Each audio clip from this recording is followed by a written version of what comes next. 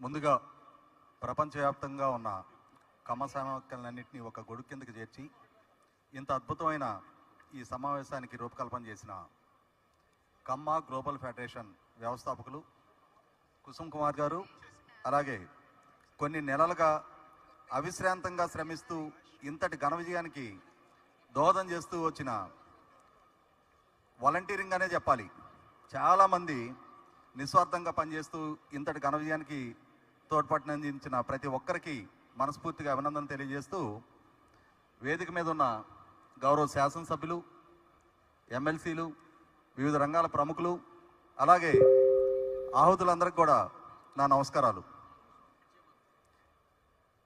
ఒక కీలకమైన అంశం మనం ప్రస్తావించుకొని తీరాలి. ఎందుకంటే ఇప్పటి వరకు కర్ణాటకలో కానీ, తమిళనాడులో కానీ, ఆంధ్రప్రదేశ్, తెలంగాణలో కమ్మ సంఘాల ద్వారా జరుగుతున్న సేవా కార్యక్రమాలు మనం మొదటి నుంచి చెప్పుకుంటూనే ఉన్నాం.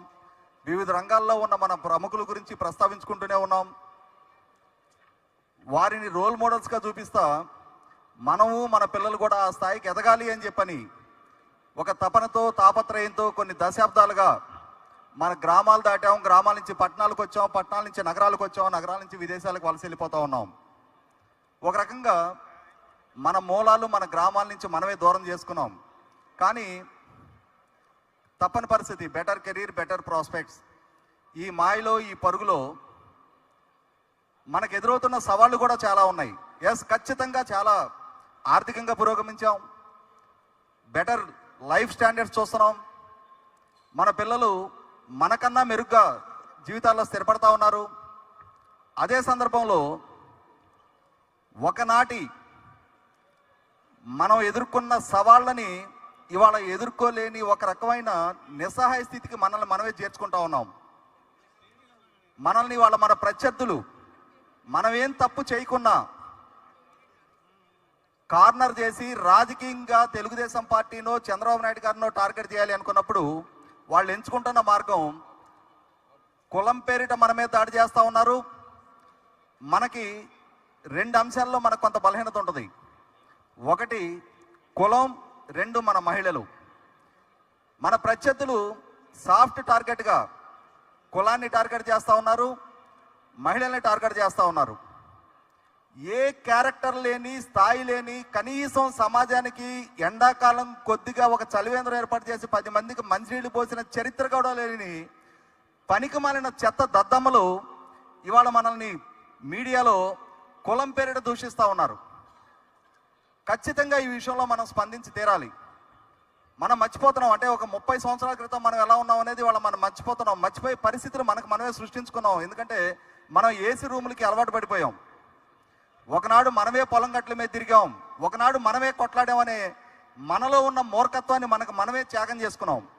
దాన్ని అడ్వాంటేజ్గా తీసుకొని 11 కేసుల్లో 420 సెక్షన్ ఎదుర్కొంటున్న విజయసాయి రెడ్డి అనే A2 రీసెంట్గా కులం పేరిట రామోజీరావు గారిని, బిఆర్ నాయుడు గారిని, రాధాకృష్ణ గారిని దూషించే సాహసం చేస్తున్నాడు అనంటే అతనికి ఉన్న నేర చరిత్ర, అతని మీద నమోదైన ఛార్జ్ షీట్లు, అతని జైలు జీవిత చరిత్ర కళ్ళ ముందు కనిపిస్తా కూడా అంతటి సాహసానికి ఒడిగట్టగలుగుతున్నాడు అనంటే ఒక ఎందుకు పనికిరాని ఒక ఫెయిల్యూర్ డైరెక్టర్ రాంగోపాల్ వర్మ అనేవాడు కమ్మరాజ్యంలో కడప రెడ్లు అని చెప్పని ధైర్యంగా వాడు ఒక సినిమా తీయగలుగుతున్నాడు అనంటే, సరే ఒక రోజులాగా ఇవాళ రోడ్ల మీద కలవలేకపోవచ్చు, మనం వీధి పోరాటాలు చేయలేకపోవచ్చు, కనీసం చట్టపరంగా లీగల్గా అయినా సరే వాడిని మనం కౌంటర్ చేయలేమా? ఆ మాత్రం యూనిటీ మనం ప్రదర్శించలేమా? ఇవాళ నోరు తెరిస్తే మన ఆడపడుచులను టార్గెట్ చేస్తూ ఉన్నారు, కులాన్ని టార్గెట్ చేస్తూ ఉన్నారు. విజయవాడలో కోవిడ్ క్వారంటైన్ సెంటర్లో ఫైర్ యాక్సిడెంట్ జరిగితే డాక్టర్ రమేష్ గారి పేరు చివర చౌదరి లేదు, కానీ ఫైర్ యాక్సిడెంట్ జరిగి కొంతమంది చనిపోగానే ఆయన రమేష్ చౌదరి అయిపోయారు. ఇటువంటి పరిస్థితుల్లో 100కి 100 పాళ్ళు దీన్ని ప్రతిఘటించగలిగే సంఘటిత శక్తి మనం ప్రదర్శించి తీరాలి. ఒకరోజులాగా నేను మళ్ళీ చెప్తున్నా, ఒకరోజు మనమే కలబడ్డాం, మనమే దాడులకు ధైర్యం చేశాం. ఇవాళ ఆ స్థాయి సామర్థ్యం మన దగ్గర కోల్పోయి ఉండొచ్చు. అయినా సరే లీగల్గా అయినా సరే ఖచ్చితంగా దీన్ని మనం ఆ ఫైట్ బ్యాక్ ఎట్లుంటుంది అనేది మనం చూపించాలి. ఇదే సందర్భంలో ఒక్క అంశం చెప్పి నేను ముగిస్తా. జగన్మోహన్ రెడ్డి కేవలం కమ్మ సామాజిక వర్గీయులు అనే ఒక కారణంతో చాలా మంది అధికారులకి పోస్టింగ్స్ ఇవ్వకుండా 5 సంవత్సరాలుగా వీఆర్లో పెట్టడం జరిగింది. ఇటువంటి పరిస్థితుల్లో ఇక్కడ మన సామాజిక వర్గానికి సంబంధించిన చాలా మంది శాసనసభ్యులు ఉన్నారు. మాకు అందుతున్న సమాచారం ఏంటి అంటే మన శాసనసభ్యులే కొంతమంది మా నియోజకవర్గంలో కమ్మ అధికారులు వద్దు అని చెప్తున్నట్టుగా వాళ్ళు చాలా ఆవేదన చెందుతూ ఉన్నారు. అంటే వాడు వేలేసి మనము వేలేస్తే బాయ్కాట్ చేయబడ్డ కులమా మంది. ఈ విషయంలో మీరైనా కొంచెం చొరవ తీసుకొని మొట్టమొదటగా ఆనాడు వివక్షకు గురై ఈ రోజుకి పోస్టింగ్ దక్కని అధికారుల పట్ల కొంచెం శ్రద్ధ తీసుకొని వాళ్ళకి వాళ్ళు ఎదుర్కొన్న వివక్షకి అవమానానికి సరైన గౌరవం ఇప్పుడైనా ఇప్పిస్తారని చెప్పని ఆశిస్తున్నా. Thank you.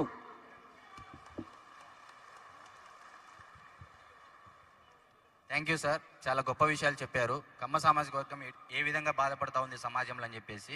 Next Muppa Ankamma Chowdary గారు వచ్చి ఒక 2 నిమిషాలు ముగించవలసిందిగా కోరుచున్నాం.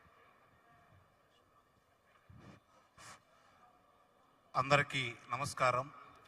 వివిధ దేశాల నుంచి వివిధ రాష్ట్రాల నుంచి ఇక్కడ వచ్చిన కమ్మ సోదరి మనందరికీ కూడా ముందుగా నమస్కారం. ఇంతటి బృహత్తు కార్యక్రమాన్ని ఏర్పాటు చేసిన జట్టి కుసుమ కుమార్ గారికి ప్రత్యేక ధన్యవాదాలు తెలియజేసుకుంటూ ఒక్క నిమిషం.